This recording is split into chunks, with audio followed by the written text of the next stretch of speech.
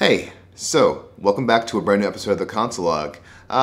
Before we jump into the news of this past week, I want to tell you about how much I love podcasts. Every morning when I'm on my way to work, I take out my AirPods. I love that snap of that case, that beautiful snap, snap, snap, crackle, pop. Reminds me of cereal from my younger years. I take out my right headphone and put it in.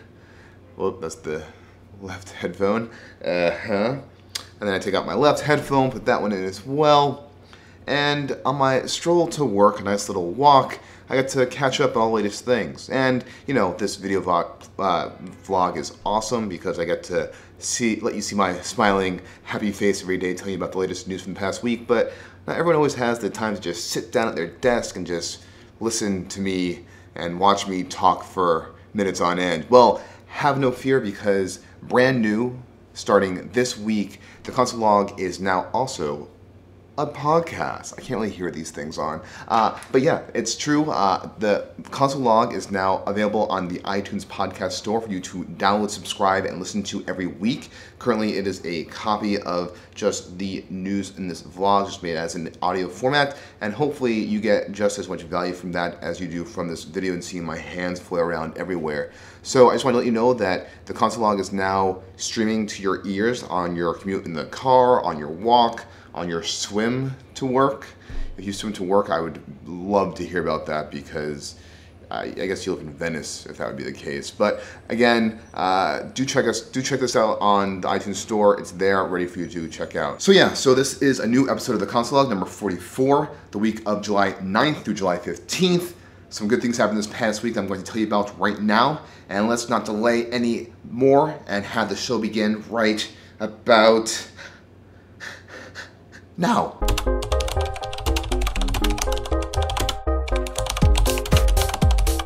So it's not exactly Halloween, but a pretty scary thing happened this past week. ESLint, very popular linting tool, a maintainer of ESLint had their account compromised. Somebody used their same password for NPM that they used elsewhere. Another website got hacked and their password got leaked. And an attacker was able to actually log in as this NPM maintainer and then republish new versions of ESLint Scope, ESLint Config ESLint. These are two packages that are used internally in ESLint, which contained malicious code. If you got it installed, what this package would do is it would attempt to go out to Pastebin, download another JS file, eval it locally, and then what it would try to do is read your .npmrc file, which contains your access tokens for publishing to NPM, amongst other things, and then send that information to another remote source, effectively stealing your credentials. Luckily, this was discovered because there's actually an error in the attacker's code where they were trying to listen for a stream of data to then eval the downloaded script, but they didn't wait for the stream to actually finish. They just kind of evaluated it eagerly, which caused an error to be thrown. So I guess it's lucky that JavaScript is hard, that this wasn't able to spread widely. NPM took aggressive steps to mitigate this. They revoked all access token issues before this attack was discovered so that any access tokens that this attacker was able to actually grab are no longer valid, so you're safe there. If you are curious, if you do have this attack locally, I have a link in the show notes from a tweet that shows you a command that you can run in your projects to see if you do contain this malicious code in your local repository, but you should be fine. It was unpublished, everything. It was a very, very expedited recovery for this attack, but it's kind of scary to think that, you know, as NPM grows as an attack vector, people are going to want to then figure out ways to take advantage of that and try to take people's access tokens. You can only imagine what would happen if somebody on this NPM package got somebody who maintained Babel or maintains another big, large package. The best defense for this is, you know, be vigilant, to use all the best security practices like enabling 2FA on your NPM account, and be safe. But you should be fine. This was attacked. This was discovered in a very short period of time, but it's still scary to see. But you know, when coders are attacking coders, the chance for success, I feel, is much less because you got some of that innate defenses built in. Exciting news in the land of TypeScript. TypeScript 3.0 RC was released this past week with a few really cool features. I don't use TypeScript day to day, but I do like to follow along to see what's going along in the world of TypeScript. And the reason why it went from 2.9 was the last version to 3.0 is there is a breaking change. However, I'm not really sure that TypeScript itself follows Semver strictly, so this might just be 2.9 becomes 3.0. Not really sure. Some of the exciting new features of TypeScript 3.0 is they've had new, better support for projects, multiple projects in one code base. So if you have a front-end folder, a back-end folder, those are both TypeScript projects, you can actually share TypeScript configuration files between those two, be a little bit more optimized in how you build the code for those projects.